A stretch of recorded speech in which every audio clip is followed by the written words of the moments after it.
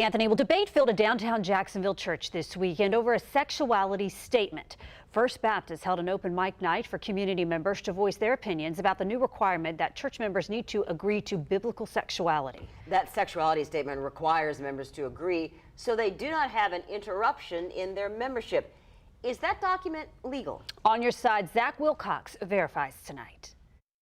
After an open mic night where we heard from both sides on the issue of the sexuality statement at First Baptist Church, there's clearly a lot of opinions on the issue, but is the whole thing legal? Let's verify. Is First Baptist's decision to only allow people who identify with biblical sexuality to be members legal? Our sources are the American Civil Liberties Union, Equality Florida, and the City of Jacksonville Human Rights Ordinance. Let's start with the big picture, federal law. According to the ACLU, there is no national law that bans discrimination based on sexual orientation or gender identity in public accommodations like restaurants, theaters, and other businesses.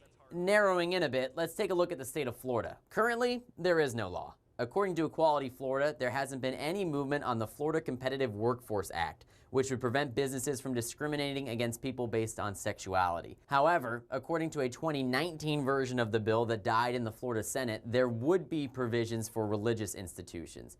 Now, looking right at home in Jacksonville laws, the City Council passed a human rights ordinance 3 years ago. However, it only protects against discrimination in employment and lodging, not receiving goods or services. It also includes exemptions for religious organizations and very small businesses. After taking into account local, state, and federal laws, we can verify, yes, First Baptist Church is within its legal rights to revoke membership based on sexuality and gender identity. Members of First Baptist have until March 19th to sign this statement if they want their membership to continue without issue, although a youth minister and the pastor pointed out they don't check memberships at the door and that everyone is welcome to come to the church if they need to talk about this issue more. In the studio, Zach Wilcox with your Verify, First Coast News, on your side.